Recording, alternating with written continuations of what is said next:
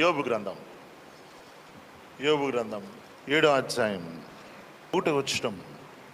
భూమి మీద నరుల కాలము యుద్ధ కాలము కాదా? వారి దినములు కూలివాని దినములు వంటివి కావా? చాలు. పరిశుద్ధ లేఖనం చెప్తున్నటువంటిది. యోబు గ్రంథంలో దేవుని యొక్క జ్ఞానము చాలా కనబడుతుంటుంది మనకు. ఇట్స్ వండర్ఫుల్ బుక్ ఇది యోబుకి. సో కొంతమంది చెప్పేది ఏంటంటే యోబు శ్రమలు చాలామంది చదవరు, ఎందుకంటే భయం వాళ్ళకి, అటువంటి శ్రమలు నాకు వచ్చేస్తాయి మన. కానీ యోబు శ్రమలు జస్ట్ 8 months మాత్రమే, 8 నెలలు మాత్రమే. యోబు ఆ శ్రమలు, ఆ పుస్తకం అంతా చదివింది 8 నెలలు మాత్రమే అని కొంతమంది పండితులు చెప్తుంటారు. సో ఇక్కడ చెప్తున్నటువంటి మాట ఏంటంటే యోబు అంటున్నాడు, భూమి మీద నరుల కాలము యుద్ధ కాలము కాదా? మన జీవితాల్లో లైఫ్ చాలా స్ట్రగుల్గా ఉంటుంది, చాలా డిఫికల్ట్గా ఉంటుంది. అంటే డిఫికల్ట్ అంటే చాలా కష్టతరంగా ఉంటుంది కదా. ఎప్పుడైనా మీకు అనిపించిందా ఏంటి అసలు ఈ గొడవ? ఎప్పుడు అది కరోనా వైరస్ అంటాడు, లేకపోతే ఇంకోటి ఎప్పుడు చూసినా సరే ఏదో ఒకటి. ఈ ప్రపంచంలో మానవుడు ప్రతిదానికి కష్టపడుతున్నాడు. డిఫికల్ట్ అయిపోతుంది, అంటే కష్టతరం అయిపోతుంది. మానవుడు జీవించడం చాలా కష్టతరంగా ఉంటుంది. ఎంత ప్రికాషన్ తీసుకున్నా సరే ఏమైపోతుందంటే ఏదో ఒక రకంగా వాళ్ళని ఇది చేస్తుంది. ఈరోజు పేపర్లో రాశాడు అమితాబ్ బచ్చన్ వాళ్ళ సన్కి కూడా ఏంటి కరోనా వైరస్ వచ్చింది. వాళ్ళు అన్ని కాషన్ తీసుకుంటారు కదా, చాలా కాషన్ తీసుకుంటారు, అంటే చాలా ప్రొటెక్టివ్గా ఉంటారు వాళ్ళు. అయినా వాళ్ళకి వచ్చారు. సో వాడికి డబ్బులున్నా సరే వాడికి కూడా ఏంట్రా ఇదేం లైఫ్ రా బాబు కదా, ఇంత సెక్యూర్గా ఉంటున్నాను నేను, ఇంత కాపుదలు ఉంటున్నాను, బయటికి వెళ్ళకుండా ఎక్కడ ఉంటున్నాను. ప్రతి ఒక్కరికి కూడా లైఫ్ అనేది డిఫికల్ట్గా ఉంటుంది, హార్డ్గా ఉంటుంది, అంటే కష్టతరంగా ఉంటుంది.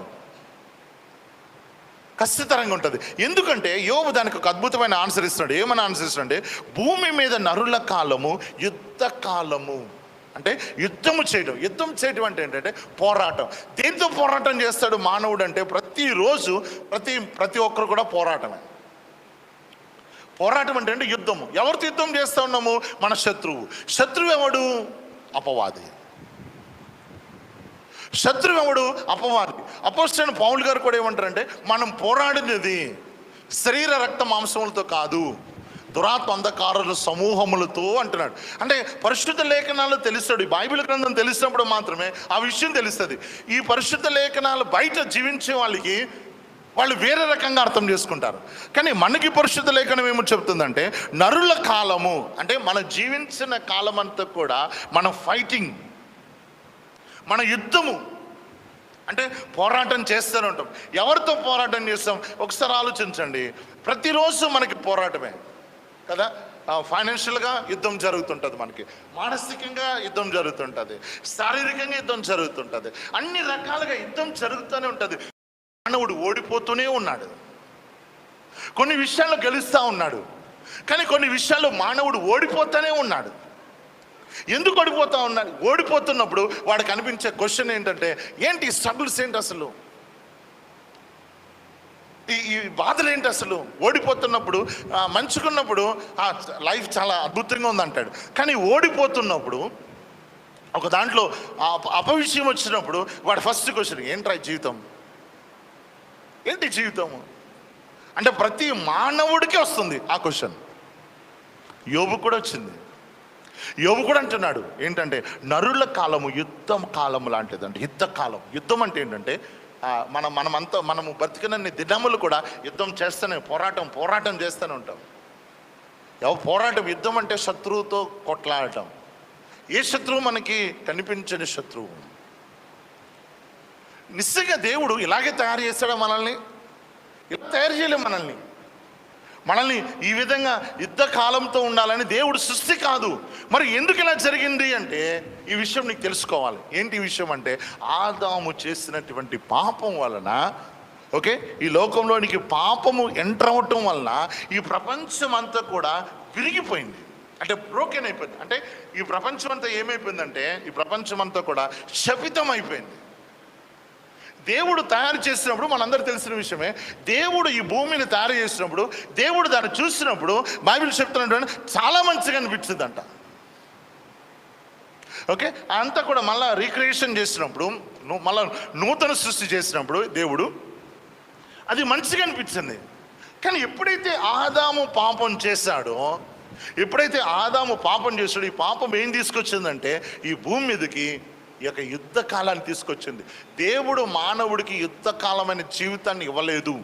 బాగా గుర్తుపెట్టుకోండి, ఈ పాయింట్ మనకు అర్థం కావాలి. ఎందుకు అర్థం కావాలంటే దానికి ఒక రీజన్ ఉంది. చూడండి, రోమిలికి రాసిన పత్రిక 5వ అధ్యాయము, రోమిలికి రాసిన పత్రిక 5వ అధ్యాయంలో బైబిల్ ఏం చెప్తుంది, ఇది కొంచెం మనకి ఇంట్రడక్షన్, ఇది అర్థమవుతే నెక్స్ట్ అని చెప్పేది మనకు అర్థమవుతుంది. అందుకోసమే ఈ వచనం చూపిస్తా ఉన్నాను. రోమిలికి రాసిన పత్రిక 5వ అధ్యాయం 12వ వచనంలో పరిశుద్ధ లేఖనం ఏం చెప్తా ఉంది చూడండి. ఒక మనుషుని ద్వారా పాపమును, పాపము ద్వారా మరణమును లోకములో ఎలాగూ ప్రవేశించునో అలాగుననే మనుషులందరూ పాపము చేసినందున, ఎవరు ఆదాము గురించి మాట్లాడుతున్నాడు. ఆదాము పాపం చేసాడు, మానవ జాతి లేదు. అంటే మానవ జాతి అంటే కాదు, అంటే దాని తర్వాత వచ్చే మనుషులు ఎవరు లేరు, ఒక ఆదాము ఒక్కడే ఉన్నాడు. కానీ బైబిల్ చెప్తున్న మాట ఏంటంటే ఆదాము పాపము చేయటం వలన, ఓకే మరోసారి చదువుతాను చూడండి, నేను చదువుతాను. ఇట్లుండగా ఒక మనుష్యుడి ద్వారా పాపము ద్వారా మరణము లోకములోనికి ఎలాగూ ప్రవేశించింది, అంటే మానవుడి ద్వారా మానవుడి తప్పు ద్వారా ప్రవేశించింది. ఎప్పుడైతే ఈ పాపము ప్రవేశించినప్పుడు ఏమైపోయిందంటే దేవుడి యొక్క ప్రణాళిక అంతా డిస్టర్బ్ అయిపోయింది. దేవుని యొక్క ఆలోచనలు, మానవుడి పట్ల ఉన్నటువంటి ఆలోచనలన్నీ కూడా మానవుడి పట్ల దేవుడికి ఆలోచనలు కూడా తారుమైపోయాయి. ఎలాగైపోయినాయి? యుద్ధంతో కూడినటువంటిది. ఏమైపోయిందంటే ఈ ప్రపంచం అంతా కూడా శపితమైపోయింది. దేవుడు ఆదాము తప్పు చేసినప్పుడు దేవుడు ఏమని చెప్తాడు, నీ నిమిత్తము ఈ నేల శపించబడుతుంది అన్నాడు. నీ నిమిత్తం ఈ నేల శపించబడుతుంది. నువ్వు బ్రతికిన దినములు కూడా నువ్వు కష్టముతోనే నువ్వేం చేస్తావు, జీవిస్తావు. ఓకే, నీ నుదుట చెమట కారుస్తావు అన్నాడు. సో ఈ యుద్ధకాలం మనకి ఎందుకు వచ్చిందంటే ఒక మనుష్యుడి ద్వారా వచ్చింది. కానీ దేవుడి ఉద్దేశం ఎలాగుంటుందంటే, దేవుడి యొక్క ఉద్దేశం ఎలాగుందంటే విక్టోరియస్గా ఉండాలి, అంటే విజయవంతంగా ఉండాలి. ఒక విజయవంతంగానే కాదు, అనేక మందికి ఆశీర్వాదకరంగా ఉండాలి దేవుడి యొక్క ఉద్దేశం. ఆదాముతో ఏమని చెప్తాడు దేవుడు, నువ్వు ఫలించి అభివృద్ధి పొంది విస్తరించంటాడు. నువ్వు ఫలించు, ఫస్ట్ నువ్వు ఫలించు, అభివృద్ధి పొందు, విస్తరించు, అంటే అనేక మందికి ఆశీర్వాదకరం. ఇది దేవుని యొక్క ప్రణాళిక, దేవుని యొక్క ఉద్దేశం. కానీ ఇది యొక్క దేవుని యొక్క ఉద్దేశంలో ఈ పాపం ఏం చేసిందంటే డిస్ట్రాయ్ చేసింది. దేవుని యొక్క ఆలోచన డిస్ట్రాయ్ చేసింది. అయితే ఏమైపోయింది, ఈ ప్రపంచం అంతా చీకటితో నిండిపోయింది. ఇప్పుడు బైబిల్ చెప్తున్నటువంటి మాట ఏంటంటే, ఎప్పుడైతే యేసుక్రీస్తు ప్రభువాన్ని రక్షకుడిగా అంగీకరించిన జీవితాలు వేరేగా ఉంటాయి. చూడండి, ఇప్పుడు చూద్దాం. ఫస్ట్ మనం తెలుసుకున్నది యుద్ధ కాలం అన్నాం. ఓకే, ఫస్ట్ మీరు బాగా మైండ్లో ఫిక్స్ చేసుకోవాల్సింది ఏంటంటే, నువ్వు బ్రతుకున్నంతా కూడా యుద్ధ కాలము. డైలీ నీకు యుద్ధం జరుగుతూనే ఉంటుంది. డైలీ యుద్ధం జరుగుతూనే ఉంటుంది, ప్రతిరోజు యుద్ధం జరుగుతూనే ఉంటుంది. యుద్ధంలో ఏం జరుగుతూ ఉందంటే, యుద్ధం జరుగుతున్నప్పుడు ఈ యొక్క శాపము మానవుని ఏలుబడి చేస్తూ, ఈ చీకటి మానవుని ఏలుబడి చేస్తూ వాడి జీవితాన్ని అంతా కూడా అతలాకుతలం చేస్తూ ఉంది. అంటే వాడి జీవితము కష్టతరంగా చేసేస్తుంది. వాడి జీవితం కష్టతరంగా అయిపోయింది. శ్రమల గుండె వెళ్ళిపోతున్నాడు మానవుడు. ఎప్పుడు కూడా ఓటమి కలిగి ఉండి వెళ్ళిపోతున్నాడు మానవుడు. ప్రతి విషయంలో ఓటమి పడతాడు, కొన్ని విషయాల్లో జయిస్తూ ఉన్నాడు, కానీ మెయిన్ విషయాల్లో మాత్రం ఓటమిని చెందుతూ ఉన్నాడు. అంటే చీకటి ఏలుబడి చేస్తుంది. అంటే ఈ యుద్ధంలో మానవుడు ఓడిపోతున్నాడు. అయితే దీన్ని చూసి యేసుక్రీస్తు ప్రభువాన్ని తండ్రి అయినటువంటి దేవుడు పంపించి ఏం చేశాడంటే, యేసుక్రీస్తు ప్రభువారు చెప్పినటువంటి మాట చూడండి, యోహాను సువార్త 16వ అధ్యాయం 33.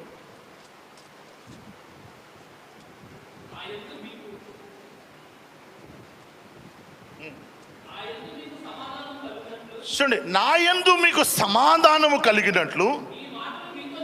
వావ్, ఈ మాటలు మీతో చెప్తాడు. ఎవరికి? యేసుక్రీస్తుని వెంబడించే వాళ్ళకి చెప్తున్నాడు. ఓకే, యేసుక్రీస్తు రక్షకుడిగా అంగీకరిస్తే వారి జీవితాలు ఏమవుతాయో చెప్తున్నాడు. ఇక్కడ చూడండి ఏమంటున్నాడు, ఇక్కడ నా యందు మీకు సమాధానము కలిగి ఉన్నట్లు అంటున్నాడు. నా యందు మీకు సమాధానం కలిగినట్లు, బాగా గుర్తుపెట్టుకోండి. సో ఇక్కడ ఏమైపోయింది, ఇప్పటిదాకా మనం చూసినటువంటి యోబు అంటున్నాడు, నా నా నా నా నా దినములన్నీ కూడా యుద్ధ దినములు. ఈ యుద్ధంలో మానవుడు ఏమైపోతాడు, ఓడిపోతున్నాడు. మానవుడు ప్రతిరోజు ఓడిపోతున్నాడు కాబట్టి, నిరసించిపోతున్నాడు కాబట్టి మానవుడి నోట్లోంచి వచ్చే మాట ఏంటంటే, అబ్బా జీవితం చాలా డిఫికల్ట్గా ఉంది, జీవితం చాలా హార్డ్గా ఉంది, కష్టతరంగా ఉంది, జీవించడమే కష్టంగా ఉంది. ఇప్పుడు తెలుసా మీకు, హైదరాబాద్ అందరూ ఖాళీ చేసేస్తున్నారు. ఖాళీ చేసేసి ఏం చేస్తారు తెలుసా, మళ్ళీ పల్లెటూళ్ళకి వచ్చేస్తున్నారు.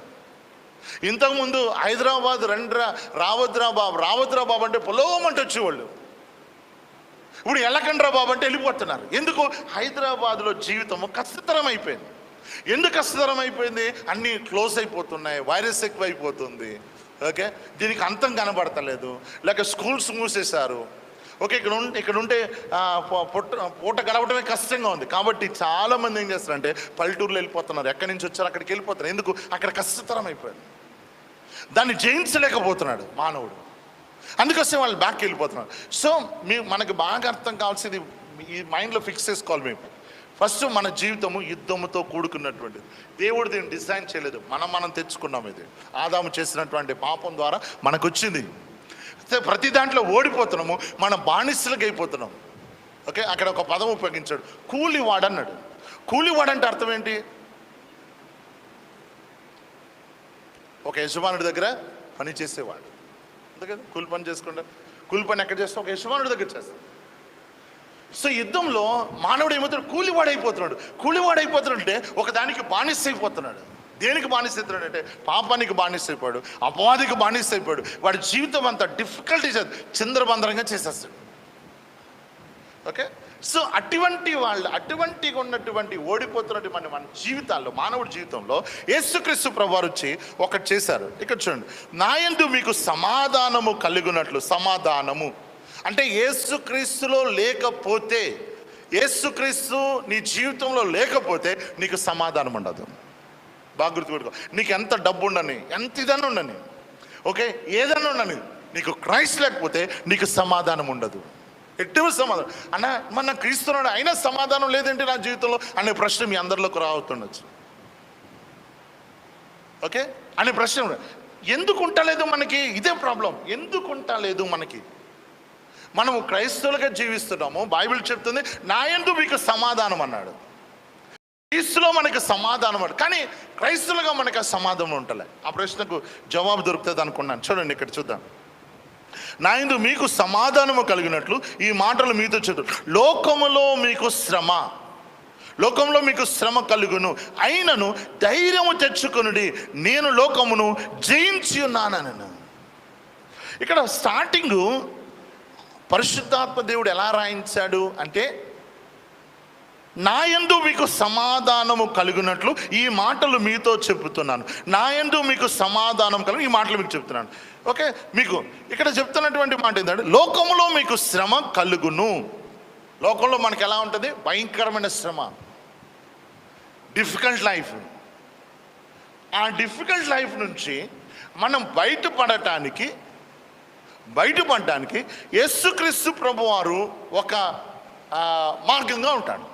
అదే ఇక్కడ చెప్తాడు, లోకంలో మీకు శ్రమ అయినను ధైర్యం తెచ్చుకోనండి. ఫస్ట్ మనకి ఇటువంటి కష్టతరంగా వెళుతున్నప్పుడు చాలాసార్లు మనం ఏం మాట్లాడుతుంటే, ఏంటారు ఏదో జీవితం ఏంటో ఇలాగైపోతుంది, ఏంటి అదే జీవితం ఇలాగైపోతుంది, ఎప్పుడు చూసినా బాధలేరా, ఎప్పుడు చూసినా కష్టాలేరా, ఎప్పుడు చూసినా ఇదే, ఎప్పుడు చూసినా నా జీవితంలో ఓటమే, ఎప్పుడు జీవితంలో నేను అనుకునే నా జీవితంలో ఏది జరుగుతలేదు, నా జీవితంలో ఏది ఒక మంచి ముగింపు ఉండలేదు, నా జీవితంలో ఏది అనుకున్నా జరుగుతలేదు, నేను ఏదైతే అనుకుంటలేదో, ఏదైతే వద్దనుకున్నానో అదే నా జీవితంలో వస్తుంది. ఎప్పుడు మన టాక్ ఇలాగే ఉంటుంది. కానీ యేసుక్రీస్తు ప్రభు ఏమంటున్నాడు ఇక్కడ, లోకంలో మీకు శ్రమ అయినను ధైర్యం తెచ్చుకోండి, నేను లోకమును జయించి ఉన్నాను. నేను ఆ లోకాన్ని జయించాను. ఏ లోకాన్ని? ఈ శ్రమల లోకాన్ని నేను జయించాను. ఇది మీకు అర్థం అవ్వాలంటే ఒక ఎగ్జాంపుల్ చెప్తాను చూడండి. ఇది మీకు అర్థమైతే ఈ చెప్పిన మాటని మీకు అర్థమవుతుంది. ఇప్పుడు ఒక ఇద్దరు వ్యక్తులు ఒక మార్గం గుండా వెళ్తున్నారు. ఆ మార్గం గుండా వెళ్తున్నప్పుడు సడన్గా కొంత దూరం వెళ్ళిన తర్వాత వాళ్ళ మార్గము మర్చిపోయారు. అంటే అట్లా వెళ్ళకుండా ఇంకో ఇదేదో షార్ట్ కట్ ఉందని ఇంకొక మార్గం వెళ్ళారు. వెళ్ళిపోయేసరికల్లా కట్టిగా చీకటి అయిపోయింది. ఓకే, భయంకరంగా చీకటి అయిపోయింది. చీకట్లో మన ఏళ్ళు మనకే కనబడతాయా? మన ఏళ్ళు మనకే కనబడవు. అంత భయంకరమైన చీకటి వచ్చింది. ఎటు వెళ్ళాలో తెలుస్తలేదు. ఆ టైంలో ఒక వెలుగు కనిపించింది. ఆ వెలుగు ఏమంటుందంటే, నన్ను వెంబడించు, నేను తీసుకెళ్తాను అనుకుందాం. ఓకే, ఎప్పుడైతే ఆ వెలుగును చూస్తే మొట్టమొదటగా నీకు కలిగేది ఏంటో తెలుసా? ధైర్యం వస్తుంది. హల్లెలూయా. ఎప్పుడైతే ఆ వెలుగును చూస్తావో నీకు ధైర్యం వస్తుంది. అమ్మా వెలుగు ఉంది ఇక్కడ. నా చేతిలో నాకే కనబడలేనటువంటి స్థితిలో ఉన్నటువంటి నాకు ఈ యొక్క ఎడారిలో ఒక వెలుగును చూసినప్పుడు ఫస్ట్ మనకి ధైర్యం వస్తుంది, ఒక నిరీక్షణ వస్తుంది. ఏంటి నిరీక్షణ ఏంటంటే, నేను దీని నుంచి బయటపడిపోతాను. ఓకే, ఫస్ట్ ఒక వెలుగును చూసినప్పుడు ఫస్ట్ నెంబర్ 1 మనకి ఏమొస్తుంది అంటే నిరీక్షణ, ధైర్యం వస్తుంది. అమ్మయ్యా, చిన్న వెలుగైనా పర్వాలా, చిన్నదైనా పర్వాలా, అమ్మయ్యా అంట వెలుగును చూస్తారు కదా. రెండోది ఏంటంటే ధైర్యం వస్తుంది. మూడోది ఏంటంటే ఎప్పుడైతే ఆ వెలుగుని మనం వెంబడిస్తామో, ఓకే, ఆ వెలుగుని మనం వెంబడిస్తామో ఆ వెలుగు మనల్ని ఏం చేస్తారంటే బయటికి తీసుకెళ్తాం. ద సేమ్ ఇదే ఈ ఎగ్జాంపులే, నేను చెప్పిన ఎగ్జాంపులే ఇక్కడ ఈ అపోస్తలుడైనటువంటి యోహాన్ గారు వాడుతున్నారు. ఏమంటున్నారు చూడండి ఇక్కడ, లోకంలో మీకు శ్రమ అంటే మీకు శ్రమ అన్నాడు యేసుక్రీస్తు కనలే. లోకం అంతా కూడా శ్రమలతో నిండిపోయినది. అయినను ధైర్యం తెచ్చుకోండి, నేను లోకమును జయించున్నాను, నేను లోకాన్ని జయించాను. అంటే శ్రమలను ఇవన్నిట్లో జయించిన వాడు ఒకడున్నాడు. అంటే యేసుక్రీస్తు లైట్ లాంటిది. మనకి శ్రమల లోకంలో, ఈ శ్రమలో ఇందాక చెప్పిన ఎగ్జాంపుల్లో మనం ఒక కటిక చీకట్లోనూ ఒక వెలుతురు మినుగు కనిపించింది. ఆ వెలుగును చూసిరండి నీకు ధైర్యం వస్తుంది. అందుకోసం యేసుక్రీస్తు ప్రభు ఇక్కడ ఏమనంటే ఫస్ట్ ధైర్యం తెచ్చుకో. ఎందుకు ధైర్యం తెచ్చుకోవాలి? నేను లోకాన్ని జయించాను. రెండోది ఏంటంటే నిరీక్షణ వస్తుంది మనకి. ఏంటి నిరీక్షణ? అమ్మాయ ఈ చీకటి నుంచి నేను బయటకు వచ్చేస్తాను, నాకు ఒక దారి దొరికేద్దు, ఇప్పుడు నేను ఖచ్చితంగా దీని నుంచి బయటకు వచ్చేస్తాను అనే నమ్మకం. నిరీక్షణ అంటే ఏంటి? భవిష్యత్తు తెలియచేస్తుంది. భవిష్యత్తు, నేను వెళ్ళిపోతాను ఇక్కడి నుంచి. మూడోది ఏంటంటే అది ఏం చేస్తాడంటే దారి చూపిస్తాను, నన్ను వెంబడించు, నేను తీసుకెళ్ళిపోతాను. సో ఇక్కడ బైబిల్ చెప్తున్నటువంటి మాట ఏంటంటే లోకంలో మీకు శ్రమ, అయినను ధైర్యం తెచ్చుకొనండి, నేను లోకమును జయించి ఉన్నాను. నేను జయించి ఉన్నాను. ఇప్పుడు ఈ జయించిన వాడు వచ్చి ఏం చేస్తాడు? మనకు ఒక మార్గాన్ని స్థిరపరుస్తూ ఉన్నాడు. అందుకోసే నా యందు మీకు సమాధానము కలిగినట్లు ఈ మాటలు మీతో చెబుతున్నాను. ఎవరికి? ఈ శ్రమల గుండా వెళుతున్నటువంటి వారు, ఈ కటిక చీకట్లో ఉన్నటువంటి వాళ్ళకి, ఈ యుద్ధము ప్రతిరోజు యుద్ధము చేస్తున్నటువంటి వాళ్ళకి యేసుక్రీస్తు మాట్లాడుతున్న మాట ఏంటంటే, నేను దీన్ని జయించాను, నాకు తెలుసు ఎలాగెళ్ళాలో. నువ్వు నన్ను నమ్ముకున్నావంటే, నన్ను పట్టుకున్నావంటే నువ్వు ఖచ్చితంగా దీన్ని జయించేసి ముందుకు వచ్చేస్తావు. చూడండి, ఇంకొక మాట కూడా చూపిస్తాను దీంట్లోనే. యోహాను సువార్త 8వ అధ్యాయం. ఇప్పుడు నేను చెప్పింది ఇంకా కొంచెం అర్థమవుతుంది. యోహాను సువార్త 8వ అధ్యాయం తొందరగా 12 వచ్చు.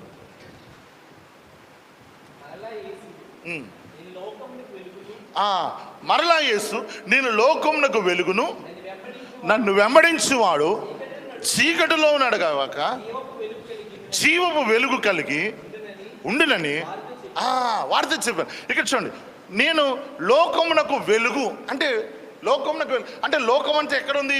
చీకటిలో ఉండిపోయింది. యేసుక్రీస్తు వెలుగుగా వచ్చాడు, యేసుక్రీస్తు వెలుగుగా ఉన్నాడు. ఈ వెలుగు ఏం చేస్తుంది? నీకు మార్గం స్థిరపరుస్తుంది, నీకు వే క్రియేట్ చేస్తుంది. ఎక్కడి నుంచి అంటే మార్గం స్థిరపరుస్తుంది అంటే దారి చూపిస్తుంది. ఆ వెలుగును చూసినప్పుడు ధైర్యం, ఆ వెలుగును చూసినప్పుడు నిరీక్షణ, ఆ వెలుగును చూసినప్పుడు నేను బయటపడతానని మార్గం. ఇక్కడ యేసుక్రీస్తు ప్రభు అంటున్నాడు, నేను లోకమునకు వెలుగును, నన్ను వెంబడించువాడు చీకటిలో నడవక. యేసుక్రీస్తుని వెంబడించకపోతే నువ్వు ఎక్కడ నడుస్తావు? ఖచ్చితంగా చీకటిలో నడుస్తావు. యేసుక్రీస్తుని ఆధారం చేసుకోనకపోతే నీ దుఃఖం అలాగే ఉండిపోతాయి. నువ్వు ఎప్పుడు కూడా ఓటమి చెందినటువంటి వాడిగానే ఉంటావు. ఎప్పుడు కూడా నీ జీవితం జై జీవితం ఉందో ఎప్పుడు కూడా డిఫికల్ట్గా ఉంటుంది. ఎప్పుడు కూడా డిఫికల్ట్గా అంటే ఏంటి, కష్టతరంగా ఉంటుంది. పాత దినాల్లో నుండి ఆదిమ సంఘంలో క్రైస్తవులు, మరి ఎంతమంది ప్రకటన గ్రంథం వింటున్నారో నాకు తెలియదు, కానీ చాలా విషయాలు చెప్పాను. సంఘాలు ఎలా ఉన్నాయి, ఏ విధంగా ఉన్నాయి, అన్ని కష్టాలు వచ్చినా సరే, అన్ని శ్రమల గుండా వెళ్ళినా సరే వాళ్ళ ముఖంలో ఆ చిరునవ్వు కదిలిపోలే. ఆ చిరునవ్వు పోలే. ఎందుకు పోలేదు? వాళ్ళు క్రీస్తు ఏంటో వాళ్ళకి అర్థమైంది. క్రీస్తుని ఆధారం చేసుకున్నారు. క్రీస్తుని ఆధారం చేసుకున్నప్పుడు ఏమని చెప్తున్నా, ఏం తెలుస్తుంది? ద గ్రేట్ బిల్లీ గ్రామ్ గారు ఏమన్నారంటే, బిల్లీ గ్రామ్ ఎవడైంది ఏదో కొన్ని రోజుల తర్వాత చచ్చిపోతా, కానీ ఎవడు బిల్లీ గ్రామ్ చచ్చిపోయాడు అనొద్దు, ఎందుకంటే అది బైబిల్కి విరుద్ధం. ఎందుకు బైబిల్ విరుద్ధం అంటే, నా యందు విశ్వాసం ఉంచాడు మరణించను తిరిగి బ్రతుకుతాడని చెప్పాడు. అంటే నేను చచ్చిపోలేదు, నేను బ్రతికే ఉన్నాను. బిల్లీ గ్రామ్ గారు జీవించిన విధానం అది. ఎందుకు ఆయన నమ్మకం ఏంటి? బైబిల్ చెప్తున్నటువంటి సత్యం. వాళ్ళు ఆ విధంగా బ్రతికారు. మన వ్యక్తిగత జీవితాల్లో కూడా ఈ చీకటిలో ఉన్నటువంటి మనకి యేసుక్రీస్తు ప్రభువారు వెలుగుగా ఉంటాడు. నేను వెలుగు అన్నాడు. నేను వెలుగు అన్నప్పుడు మనం ఆ వెలుగును చేసుకున్నప్పుడు మనం ఏం చేస్తాం? జయిస్తాం. వెలుగు ఎప్పుడు కూడా చీకటిని జయిస్తుంది. ఆమేన్, హల్లెలూయా. వెలుగు ఎప్పుడు కూడా చీకటిని జయిస్తుంది. మనందరూ తెలిసిన విషయాలు కదా. చీకటి ఉన్న రూమ్లో లైట్ వేసిన వెంటనే ఆ చీకటి పారిపోద్ది. నువ్వేం చేయవసరంలా, ఆటోమేటిక్గా వెళ్ళిపోద్ది. ఎందుకంటే వెలుగుకి చీకటి కంటే శక్తివంతమైనది. సో ఇక్కడ అంటున్నాడు, నేను లోకమునకు వెలుగును, నన్ను వెంబడించు వారు చీకటిలో నడవక జీవపు వెలుగు కలిగి ఉండురని వారితో చెప్పాను. ఇప్పుడు ఈ లోకంలో మనకి శ్రమ ఉంది, ఓకే. యుద్ధకాలంలో నువ్వు విజయవంతుడు అవ్వాలంటే యేసుక్రీస్తు ప్రభువాన్ని గట్టిగా పట్టుకోవడం నేర్చుకోవాలి. ఎలా నేర్చుకోవాలి? ఎలాగా? చూడండి, ఎలాగ మనం విజయవంతులుగా ఉంటాం. యాకోబు రాసిన పత్రిక, ఎలాగ మనం విజయవంతులుగా ఉంటాం, ఎలాగ మన జీవితాన్ని డిఫికల్టీ కాకుండా, కష్టతరం కాకుండా ఎలాగ ఉండగలుగుతాం?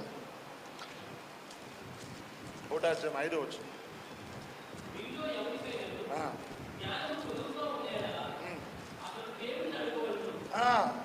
అతడు దేవుణ్ణి అడగవలేను అంటున్నాడు. ఏంటి ఇక్కడ అంటున్నాడు? ఎవరికైనా జ్ఞానము కొదవగా ఉన్నాడలా వాడిని దేవుణ్ణి అడగాలి. ఇప్పుడు సపోజ్ మనము యుద్ధం చేస్తున్నప్పుడు యేసుక్రీస్తు మనకి వెలుగుగా ఉన్నాడు. వెలుగుగా ఉన్నప్పుడు మనం చేయవలసిన పని ఏంటి? ఆయన వెంబడించాలి. ఎలా వెంబడిస్తాం? మనము ఏ విధంగా వెంబడిస్తామో, సపోజ్ మనం ఎదుర్కొన్నాం, ఒక దాంతో యుద్ధం చేస్తున్నప్పుడు మనం అడగాల్సింది ఏంటంటే, ప్రభా నా ఫ్యామిలీలో ప్రాబ్లం ఉంది, ప్లీజ్ నీ జ్ఞానం దయచే దీన్ని ఓవర్కమ్ అవటానికి, మళ్ళీ దీన్ని జయించడానికి నీ జ్ఞానం దయచే.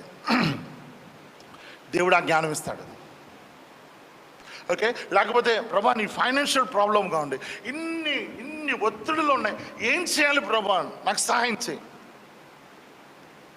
ఇన్ని ఒత్తిడులు ఉన్నాయి, నాకు సహాయం చేయ ప్రభా, ప్లీజ్ హెల్ప్ మీ అన్నప్పుడు దేవుడు ఏం చేస్తాడు తెలుసా? జ్ఞానం ఇస్తాడు. దాని నుంచి ఎలా బయటపడాలో జ్ఞానం ఇస్తాడు. ఒకరోజు ఒక పల్లెటూరులో చిన్న పల్లెటూరు, అది ఏం పండుతలేదు, అక్కడ ఏం అవుతలేనప్పుడు అందరూ ఫ్రెండ్స్ అందరూ పట్టణం వెళ్ళిపోదాం, అక్కడ చాలా బాగుంది అనుకున్నారంట.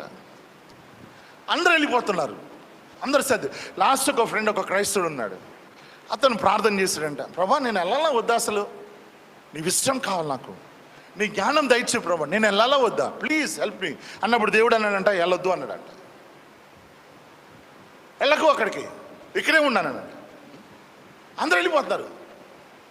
మొత్తం ఎవరున్నారంటే ముసలిలో ఉన్నారు, ఒకే ఒక యవనస్తుడు అలాగే ఉండిపోయాడంట. 2 years అయిపోయింది. అక్కడి నుంచి వాళ్ళ ఫోన్లు, ఒరే మా లైఫ్ ఎలాగుంది తెలుసా, వండర్ఫుల్ రా, అసలు ఎలాగుండంటే కారు, దాని తర్వాత పెద్ద అపార్ట్మెంట్స్, అలాగుండారు. ఒక్కడే ఉన్నాడు.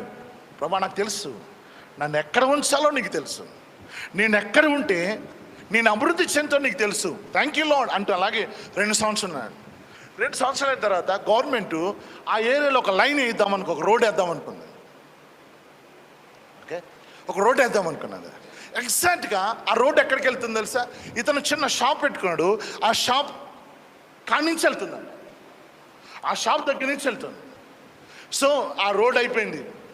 రోడ్ అయిపోయేసరికల్లా అది పెద్ద జంక్షన్ అయిపోయింది. అంటే చుట్టుపట్టు పల్లెటూర్లు అందరికీ అది మెయిన్ సెంటర్ అయిపోయింది. సెంటర్ అయిపోయేసరికల్లా ఈయన స్థలము చాలా కాస్ట్లీగా అయిపోయింది. దాని తర్వాత చాలా ఇదిగా అయిపోయింది. దాని తర్వాత ఆయన ఏం చేస్తాడంటే మళ్ళీ దేవుడు ఇంకొక ఆలోచన ఇచ్చాడు, ఇంకొక స్టోర్ పెట్టాడు. స్టోర్ పెట్టాడు అంటే స్టోర్ అంటే మనకు తెలుసు కదా, మా డిపార్ట్మెంటల్ స్టోర్ రిలయన్స్ లాగా ఒకటి పెట్టుకున్నాడు. అలాగే ఏమైపోయిందంటే చాలా పెద్దగా విస్తరించిపోతుంది. ఎందుకంటే చాలా స్థలం ఉంది. ఓకే, విస్తరించిపోతుంది. కొన్ని నెలలు అయిపోయేసరికల్లా ఇతను పెద్ద బిజినెస్ మ్యాగ్నెట్ అయిపోయాడు.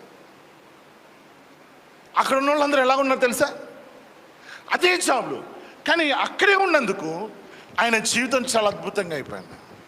ఈ మాట ఎందుకు చెప్తున్నాను అంటే, మనము ఒక సమస్యను ఎదుర్కొంటున్నప్పుడు, ఒక ఒక ఒక బ్యాటిల్ మన జీవితంలో జరుగుతున్నప్పుడు మనం చేయవలసిన పని ఏంటంటే ఆస్క్ ద లార్డ్.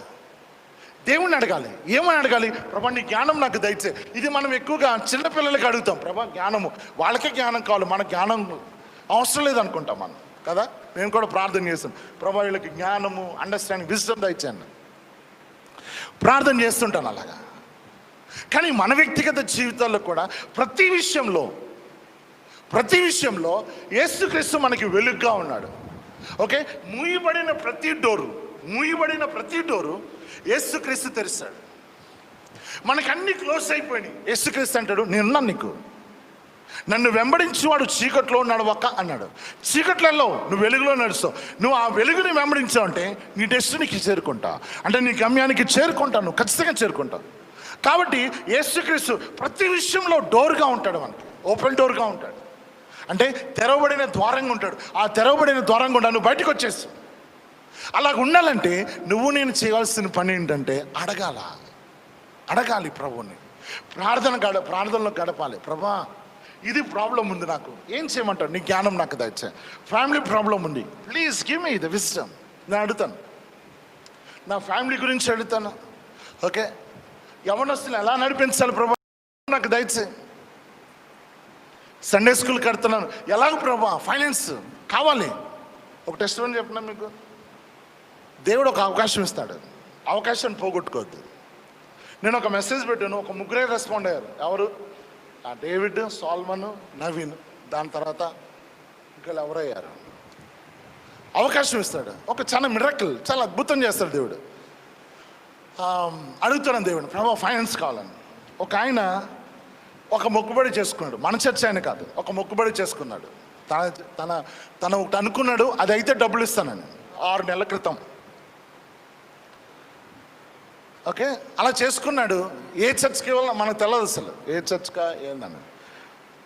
అని మొక్కుబడి చేసుకున్న తర్వాత మొన్న ఫోన్ చేసి, సార్ నేను మొక్కుబడి చేసుకున్నాను, అది మీకు ఇవ్వాలనుకుంటున్నాను. నేను షాక్ అయ్యాను.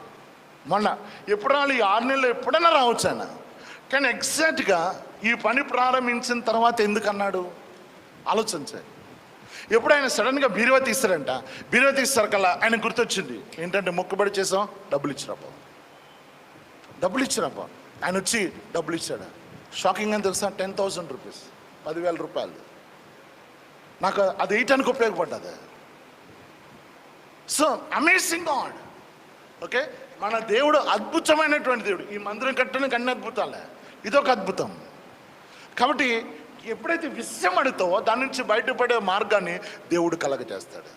అంటే ఇక్కడ ఏంటి, నువ్వు యుద్ధ కాలములో, ఓకే, యుద్ధంలో విజయవంతుడిగా దేవుడు ఉంచాలని కోరుకుంటున్నాడు. ఆమేన్, హల్లెలూయా. ఎప్పుడు విజయవంతుడిగా అవుతాము? 1, వెలుగును పట్టుకో. ఆ వెలుగు ఎవరు? క్రీస్తు. ఎలా పట్టుకోవాలి? అడుగు, ఆస్క్ ద లార్డ్. దేవుణ్ణి అడుగు, ప్రభా నేను ఎలాగూ విజయం పొందుకోవాలి, ఏ విధంగా విజయం పొందుకోవాలి, ఏ విధంగా విజయం పొందుకోవడానికి నీ జ్ఞానం నాకు దయచే, నీ జ్ఞానంతో నింపు, నీ జ్ఞానం నాకు దయచే, నీ జ్ఞానం నాకు దయచే. దేవుడు ఆ జ్ఞానం నీకు ఇస్తాడు. ఆ జ్ఞానం ఇచ్చిన తర్వాత ఆ జ్ఞానంతో నువ్వు బయటపడతావు. ఆ జ్ఞానంతో నువ్వు బయట, అప్పుడు నువ్వేమవుతావు అంటే విజయవంతుడిగా ఉంటావు. నువ్వు ఎక్కడికి వెళ్తావు? నువ్వు చీకటిలో నడవక ఎక్కడికి వెళ్తావు అంటే మనము వెలుగులోనికి వెళ్ళేవారు అంట.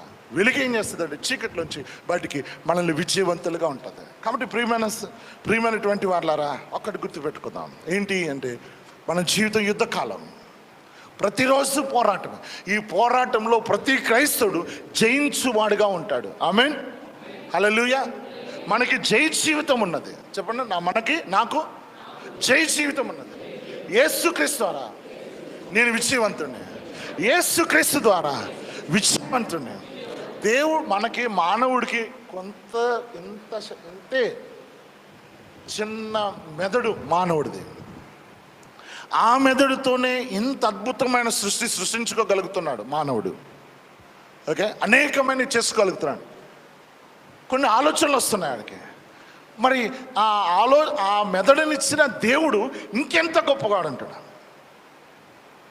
ఇంకెంత ఆశ్చర్యకరంగా ఉంటాడు, ఇంకెంత గొప్ప ఆలోచన కలిగి ఉంటాడు. ఆలోచనలు మనం సొంతం చేసుకున్నాం అనుకోండి, అసలు మనం ఎవడు పట్టుకుంటాడండి? అర్థమైందా? ఆలోచనలు సొంతం చేసుకోవాలి. ఎప్పుడైతే ఆలోచనలు సొంతం చేసుకుంటావో అప్పుడు నీ జీవితం అద్భుతం ఉంటుంది. ఇస్సాక్ స్టోరీ మనందరూ తెలిసే.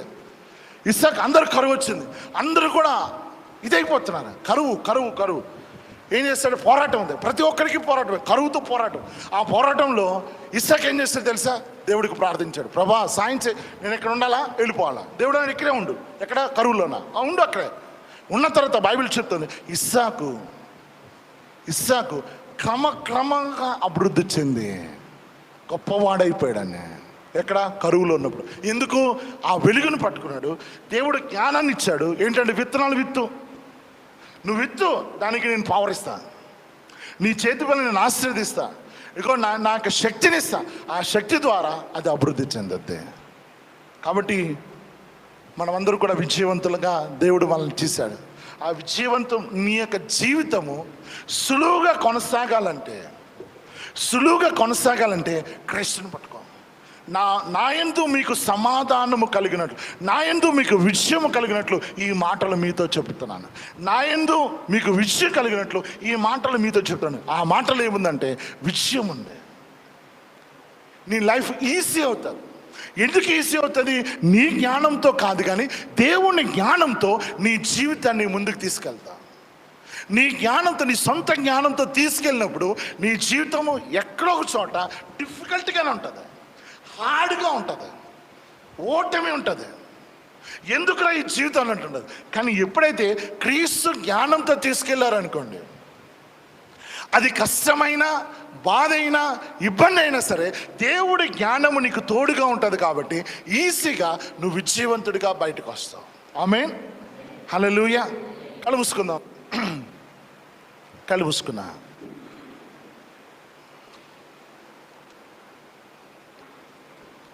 మూసుకుందాం, మోకరిద్దాం. ఎవరిని బిడ్డలు మోకరించండి. నేను మాటికి చెప్పవసరంలే.